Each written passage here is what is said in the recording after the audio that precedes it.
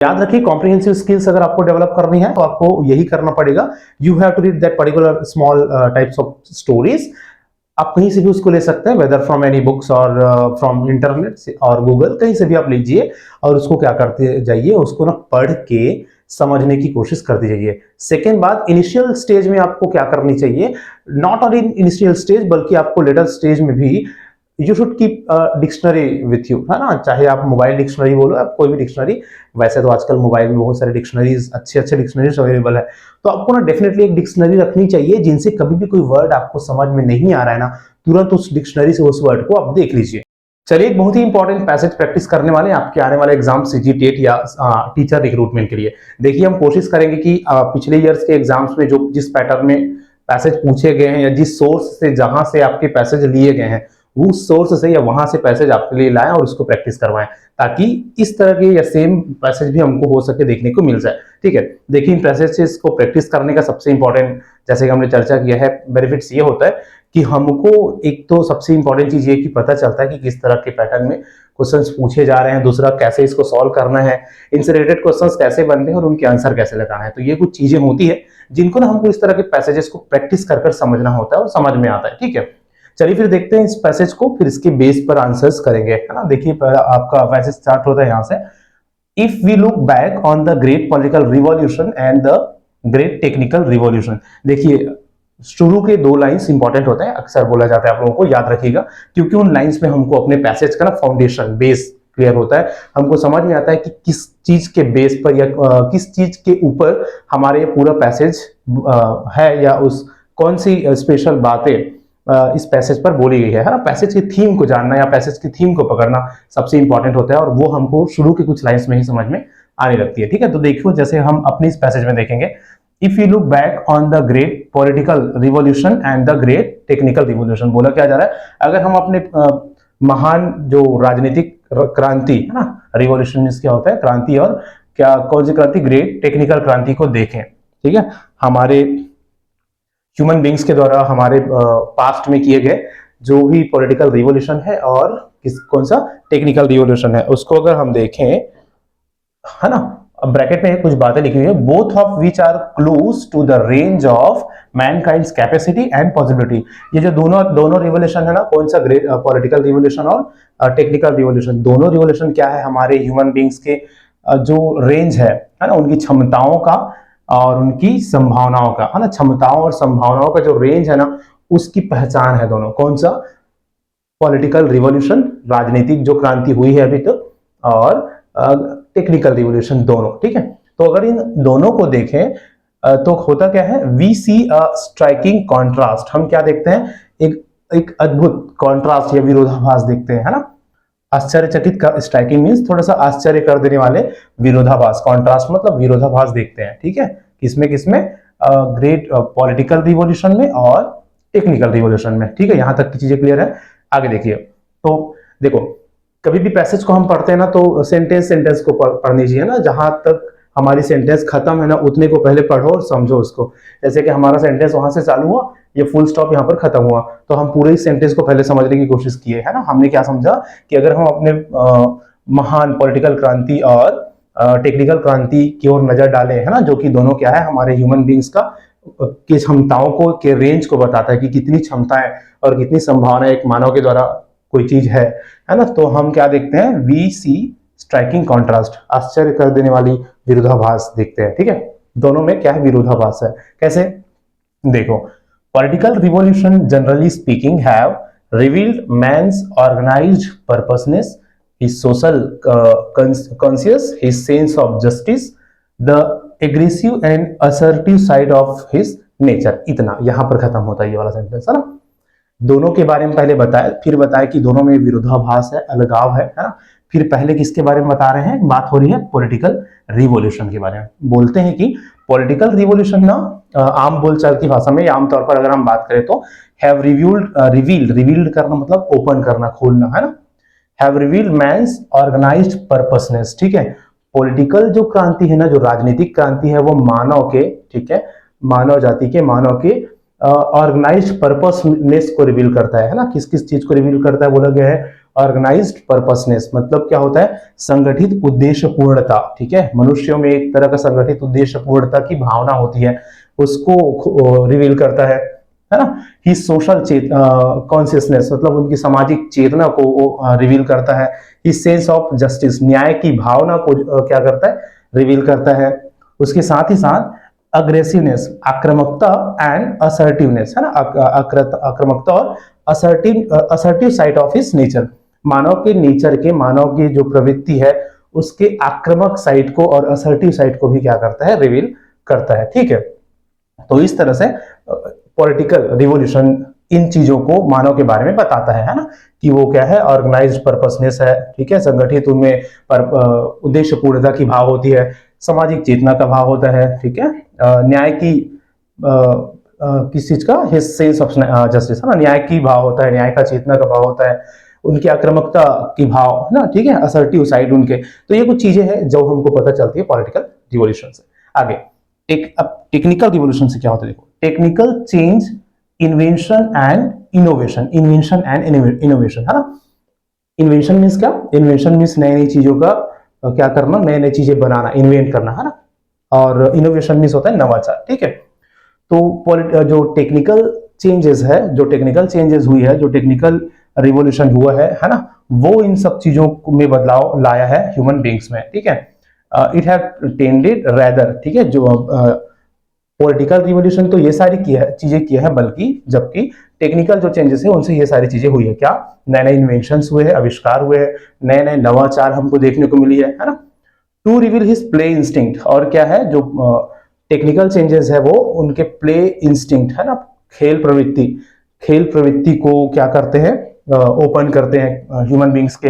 His desire and ability, है ना, desire and ability, इच्छा, उनकी चाहत किस और उनकी क्षमताओं को क्या करता है, दिखाता है। क्या करने की इच्छा और क्षमता, to go where he has never gone, जहां अभी तक नहीं गए हैं, जिस जगह को अभी तक नहीं देखे हैं, उस जगह को देखने या वहां जाने की क्षमता या उनकी इच्छा।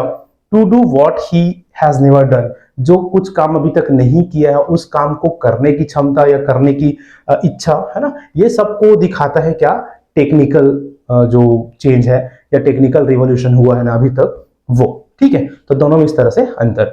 आगे देखिए, the one shows his willingness to sacrifice in order to fulfil his plans. ठीक है, पहला एक किस चीज को दिखाता है, उनकी इच्छा को दिखाता है, बलिदान करने की इच्छा, है ना। किस चीज के लिए बलिदान करना, टू फुलफिल हिज प्लान्स, अपनी योजनाओं को पूरा करने के लिए, अपनी योजनाओं को पूरा करने के लिए। ठीक है, एक जो पॉलिटिकल रिवॉल्यूशन है वो क्या दिखाता है, जो योजना कुछ बनाते हैं, जो प्लानिंग कुछ कर रहे हैं, उसको कैसे पूरा किया जाए, उसके लिए जो भी सैक्रिफाइस करना पड़े वो करे, ये चीज को दिखाता है ना, पॉलिटिकल रिवॉल्यूशन।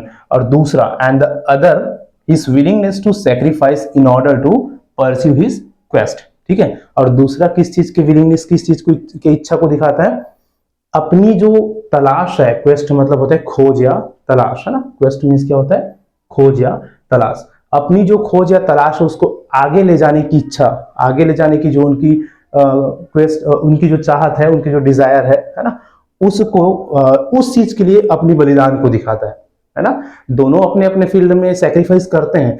जो पॉलिटिकल रिवॉल्यूशन है वो अपनी प्लानिंग्स को, योजनाओं को पूरा करने के लिए सैक्रिफाइस करते हैं, और जो टेक्निकल रिवॉल्यूशन है उसने किस चीज के लिए सैक्रिफाइस किया है, उसने सैक्रिफाइस किया है अपनी इच्छाओं को या अपनी चाहत को, अपनी तलाश को आगे ले जाने के लिए, कुछ नई नई चीजें खोज करने के, तलाश को आगे ले जाने के लिए। ठीक है, चलिए आगे बढ़ते हैं। Many of the peculiar successes and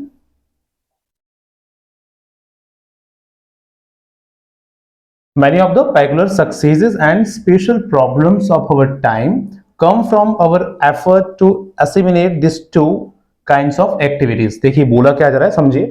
Many of the peculiar successes, हमारे टाइम का कई है ना, many of the peculiar successes and special problems of our time, हमारे समय के कई सारे अनोखी सफलताएं और विशेष जो समस्याएं हैं, है ना, they have come from our effort, वो सभी कहां से मिला है हमको, हमारे विशेष प्रयासों से, है ना।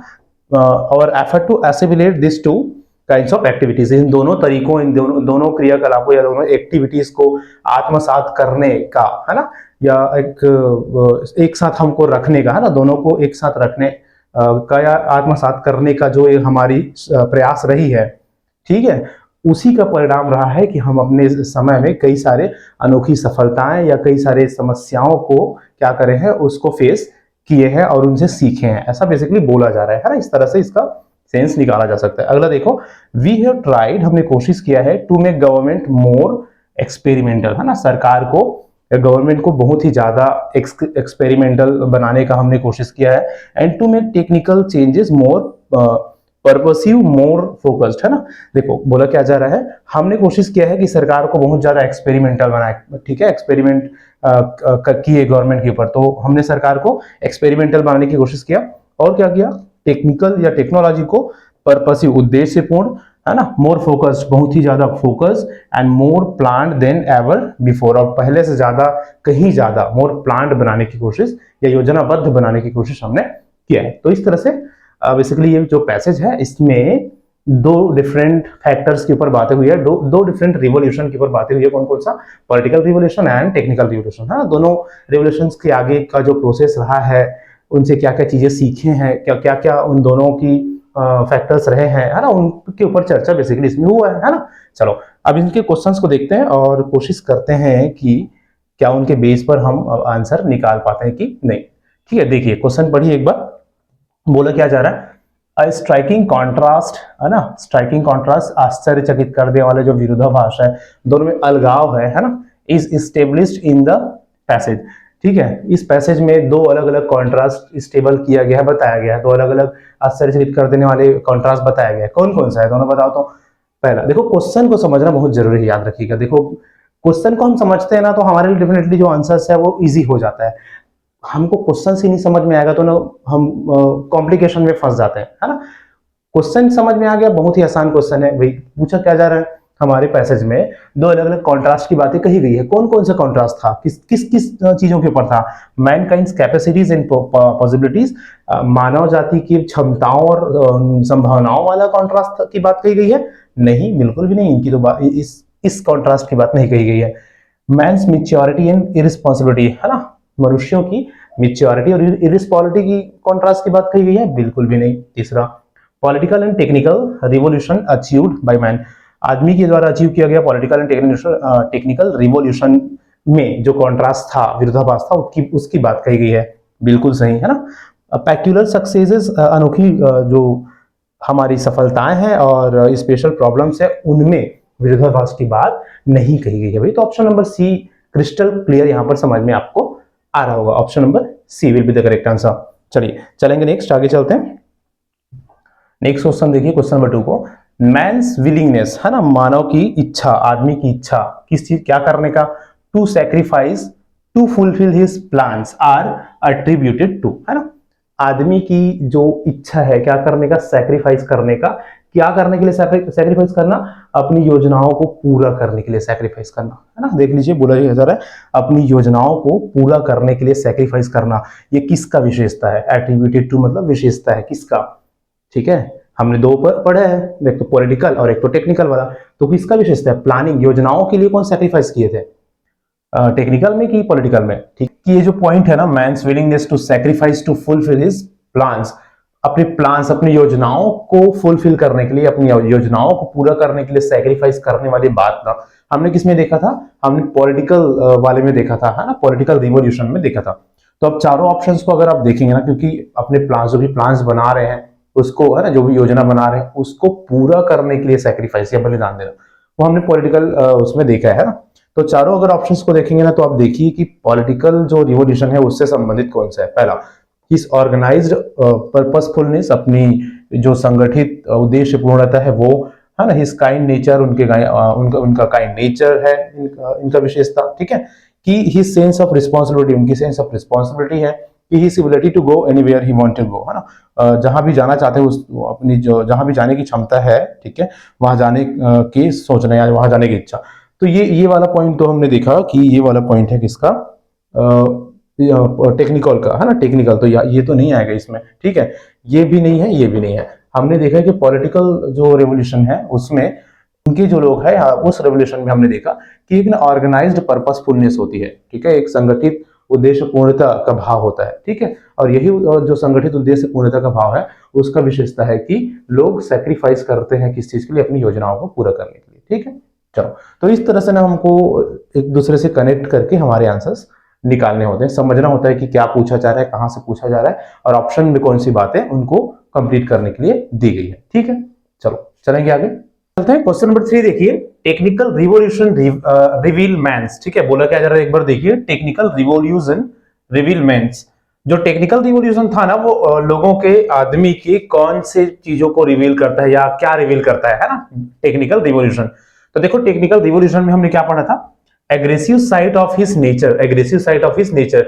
जो एग्रेसिव साइड वाली जो चीजें हमने पढ़ा था ना, वो हमने पॉलिटिकल रिवॉल्यूशन में पढ़ा था ना, आपको याद होगा, पॉलिटिकल रिवॉल्यूशन में एग्रेसिव साइड पढ़ा था। सेकंड है असर्टिव साइड ऑफ नेचर, तो अग्रेसिव और असर्टिव दोनों साइड हमने पढ़ा था इसमें, उसमें पॉलिटिकल रिवॉल्यूशन में। टेक्निकल रिवॉल्यूशन में किस चीज को रिवील किया जाता है, तो प्ले इंस्टिंक्ट, इसमें इसको आप देखेंगे है ना, पैसेज पलट कर अगर आप देखेंगे ना तो आपको समझ में आएगा, आप देख पाएंगे कि उसमें प्ले इंस्टिंक्ट है ना, खेल की जो प्रवृत्ति है उसको रिवील किया गया था किसमें, टेक्निकल रिवॉल्यूशन में, ठीक है। तो इस तरह से हम इसका आंसर देखते हैं, ऑप्शन देखते हैं। फोर्थ नंबर साइकोलॉजिकल मैच्योरिटी, तो ये तो नहीं है ना, ऑप्शन नंबर 3 इसका करेक्ट आंसर है। टेक्निकल रिवॉल्यूशन में हमने क्या देखा था, प्लेइंग इंस्टिंक्ट देखा था, खेल प्रवृत्ति हमने देखा था, ठीक है। चलो चलेंगे नेक्स्ट, फोर्थ नंबर के क्वेश्चन को देखिए, man's assertive and aggressive side of his nature is. अब देखिए वही वाला ऑप्शन आ गया जो हमने पिछले वाले क्वेश्चन में देखा था, वो उनसे क्वेश्चन है। बोला क्या जा रहा है, men's assertive and aggressive side, ठीक है, आदमी का असर्टिव है ना एंड एग्रेसिव साइड, ठीक है, आक्रामकता और ये असर्टिव जो साइड है वो कहाँ दिखाई देता है लोगों के, ठीक है, उनके नेचर में एक्सप्रेस होता है, कौन से नेचर में, टेक्नोलॉजिकल रिवॉल्यूशन में हमको देखने को मिला, पॉलिटिकल रिवॉल्यूशन में कि सोशल कॉन्शियस की हिज प्ले इंस्टिंक्ट, ठीक है। तो देखिए दो ही चीजें तो हमने देखा है, दो रिवॉल्यूशन तो हमने देखा है, एक टेक्निकल रिवॉल्यूशन और एक पॉलिटिकल रिवॉल्यूशन की बात हुई है ना। तो असर्टिव और एग्रेशन वाली जो बात थी, आक्रामकता वाली बात थी, वो हमने पॉलिटिकल रिवॉल्यूशन में देखा था, ठीक है। तो ऑप्शन नंबर बी यहां पर इनका सही आंसर हो जाएगा, ऑप्शन नंबर बी, ठीक। चलो चलते हैं आगे। देखिए बहुत सारे ऐसे क्वेश्चंस हमको मिलते हैं हमारे पैसेजेस में, जिनको अगर हम पैसेज को समझे ना तो उसको बनाना बहुत ही आसान होता है। किसी भी पैसेज को अच्छे से अगर आप समझ लिए ना तो सारे क्वेश्चंस हमको इजी लगते हैं, ठीक है। चलो देखिए फोर्थ क्वेश्चन क्या, अच्छा फिफ्थ क्वेश्चन में चलेंगे हम। According to the author our peculiar success and special problems are a result of, author के अकॉर्डिंग, हमारे राइटर के अकॉर्डिंग, जो हमारा अनोखी सफलता है, ये जो अनोखी सफलता जिसको हमने हासिल किया है इतने सालों में, या ये जो दोनों रिवॉल्यूशन है उसके कारण से है ना, कौन कौन से रिवॉल्यूशन, पॉलिटिकल रिवॉल्यूशन और टेक्नोलॉजिकल रिवॉल्यूशन के कारण जो ये अनोखी सफलता और विशेष ये जो प्रॉब्लम्स हमको फेस करने पड़े, इनका जो एक्सपीरियंस हमको हुआ है वो किस चीज का रिजल्ट है, किसके कारण से वो संभव हो पाया है, ये बोला जा रहा है ना। तो देखो, आवर एबिलिटी टू एक्सपेरिमेंट, हमारे एक्सपेरिमेंट करने की क्षमता के कारण। देखो किसी भी पैसेज में ना याद रखिएगा, जो भी आंसर्स लिए जाते हैं वो हमारे पैसेज में कौन कौन सी बातें लिखी गई है, क्या उनसे रिलेटेड ये बातें लिखी गई है, उसी के बेस पर लिया जाता है। हालांकि ये हमको सही लगेगा, लेकिन हमारे पैसेज में ये वाला मैटर या ये वाला फैक्टर नहीं दिया गया है, ये वाला पॉइंट नहीं दिया गया ना, तो ये आंसर में नहीं आएगा। तो जो भी क्वेश्चन पूछा जाता है ना वो हमारे पैसेज के कॉन्टेक्स्ट में पूछा जाता है।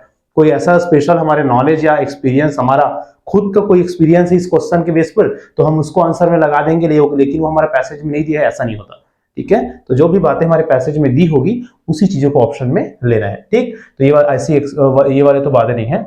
मेंस ऑर्गेनाइज्ड पर्पसनेस, ठीक है, तो ये जो पेक्यूलर सक्सेस वाली बात है वो ऑर्गेनाइज्ड पर्पसनेस है ना, व्यवस्थित ये जो उद्देश्य पूर्णता है, ठीक है, संगठित जो उद्देश्य पूर्णता है उससे संबंधित नहीं है ये, ठीक है, उसका रिजल्ट नहीं था ये। तो किसका रिजल्ट था भाई, our effort to assimilate political and technical activities, political और टेक्निकल एक्टिविटीज को एसिमिलेट कर पाने का जो हमारा प्रयास था, जो हमारा एफर्ट था, उसका रिजल्ट था कि हमने ये इस तरह की अनोखी क्षमता, सफलताएं और इस तरह के विशेष प्रॉब्लम्स अपने अनुभवों में फेस किया, अपने एक्सपीरियंस में उसको अपने एक्सपीरियंस में लिया, है ना। तो इस तरह से ना ऑप्शन नंबर सी इसका सबसे करेक्ट आंसर होगा, ठीक है। अगर आपको ये वाला पॉइंट देखेंगे तो पैसेज में ये इसका रिजल्ट के रूप में आपको दिखेंगे, ठीक है। फोर्थ ऑप्शन था desire to fulfil our plans, हमारे प्लान को फुलफिल करने का जो डिजायर था उसका रिजल्ट है, नहीं ऐसा नहीं है, ये अलग बात थी, है कि नहीं? ठीक है, तो ऑप्शन नंबर सी इस क्वेश्चन का सही आंसर हो जाएगा। ठीक है, चलो चलेंगे आगे, नेक्स्ट क्वेश्चन को देखते हैं। क्वेश्चन नंबर 6 देखिए। देखो इस तरह के जो क्वेश्चंस है ना वो अक्सर हर एक तरह के पैसेजेस में आपको देखने को मिलते हैं। ठीक है, बोला क्या जा रहा है देखिए, which is the most suitable that can be replace with assimilation, ये असिमिलेशन है, ए है। ठीक है, क्या है? असिमिलेशन है। Which is the most suitable word, यहां पर वर्ड आना चाहिए वैसे, which is the most suitable word that can be replaced with assimilation, sorry assimilate, assimilate है ना, असिमिलेट जो वर्ड है उसके साथ कौन सा गिवन वर्ड्स में, इन पूरे गिवन वर्ड्स में ऐसा कौन सा वर्ड है जिसको रिप्लेस किया जा सकता है असिमिलेट के साथ? तो जब भी आपको कभी किसी भी क्वेश्चन में ना रिप्लेस करने वाली बात बोली जाती है, तो रिप्लेस करना मतलब उसके जगह में इसमें से कौन से वर्ड को हम यूज कर सकते हैं, मतलब उसका सिनोनिम्स ही होगा तभी तो उसको यूज करेंगे, एंटोनिम्स को तो नहीं करेंगे उनके जगह में यूज। तो ऐसे क्वेश्चन में ना सिनोनिम्स पूछे जाते हैं। तो असिमिलेट मींस होता है आत्मसातीकरण, आत्मसातीकरण है ना, आत्मसात कर लेना या अपने में ग्रहण कर लेना। ठीक है, उसको एक साथ सारी चीजों को समाहित कर लेना। ठीक है, वो क्या कहलाता है? असिमिलेट कहलाता है। देखो आगे अब ऑप्शंस को देखते हैं क्या क्या है। पहला ऑप्शन है one another, one another means होता है एक दूसरे के साथ या एक दूसरे से, है ना, वन अनदर। कंपाइल मींस होता है किसी भी चीज को इकट्ठा करना, कंपाइल करना। कंपाइल करना मींस क्या कहलाता है? इकट्ठा करना, गैदर करना, कंपाइल करना। ठीक है, पिकअप मींस होता है उठाना। तो तीनों ऑप्शंस को अगर आप देखेंगे ना तो एक दूसरे के साथ ये ज्यादा मेल खाते हुए आपको नजर नहीं आ रही है यहाँ पर, है ना, एक दूसरे से या एक दूसरे के साथ इकट्ठा करना, पिकअप मींस उठाना। फोर्थ ऑप्शन है पुट टुगेदर, मतलब किसी भी चीजों को एक साथ ले लेना, लेना है ना, पुट टुगेदर, रखना।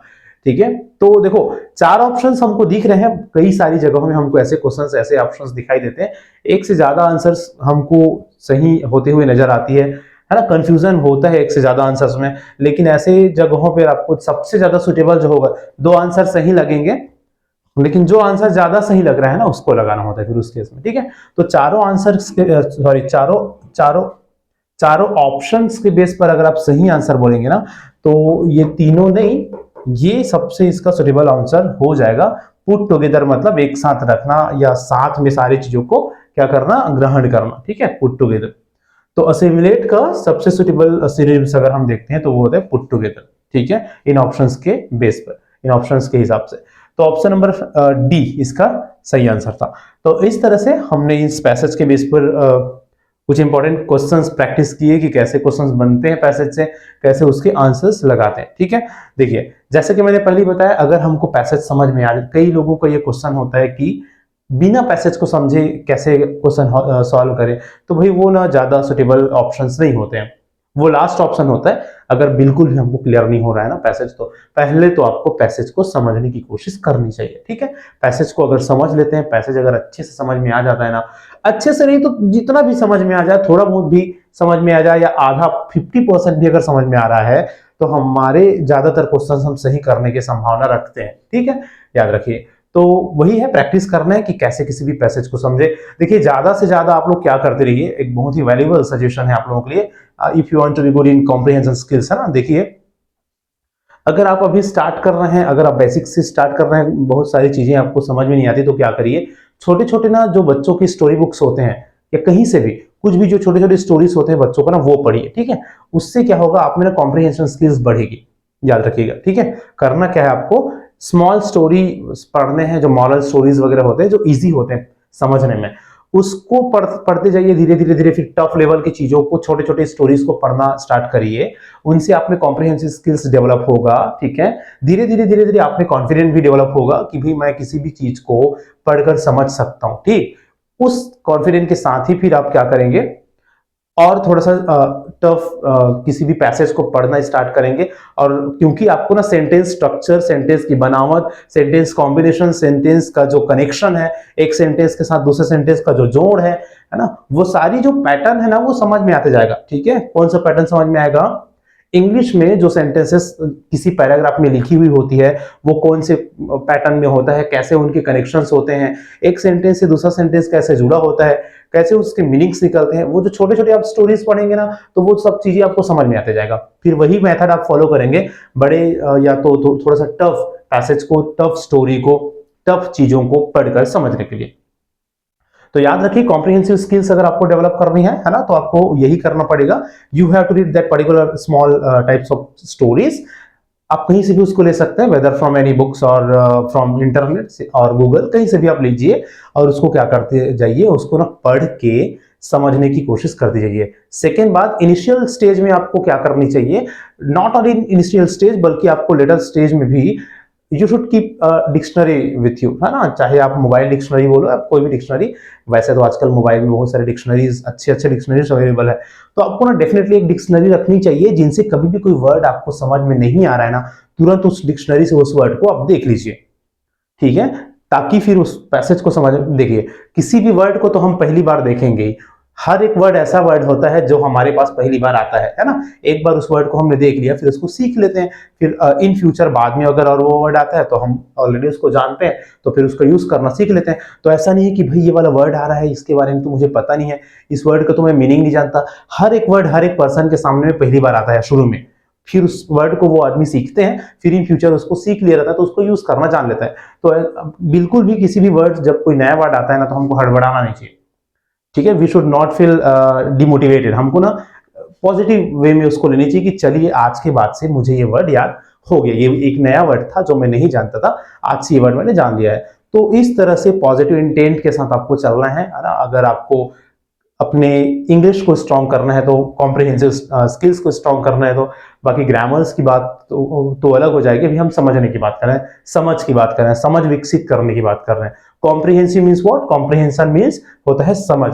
कोई भी लिखी हुई बातें जो दी गई है उसको समझो और उस समझ के बेस पर अपने क्वेश्चंस के आंसर दो। बेसिकली ये कॉन्सेप्ट होता है किसका, कॉम्प्रिहेंशन स्किल्स वाले क्वेश्चंस का, ठीक है। तो इसको अगर अच्छे से सॉल्व करना है तो आपको क्या करना पड़ेगा, you have to gain your comprehensive skills, है ना। आपको कॉम्प्रिहेंसिव स्किल्स गेट करने होंगे और उसके लिए क्या करना है, उसके लिए छोटे छोटे स्टोरीज पढ़िए, स्टोरीज को पढ़कर, छोटे छोटे पैराग्राफ्स को पढ़कर समझने का प्रैक्टिस करते रहिए और उसके बेस पर कुछ क्वेश्चंस इस तरह से लगा सकते हैं। फिर ऐसे आपको प्रैक्टिस तो करवाते ही रहे, है ना। तो इस तरह के और भी इंपॉर्टेंट पैसेज के साथ और मिलते हैं नेक्स्ट क्लास में। अभी फिलहाल इस क्लास में इतना ही।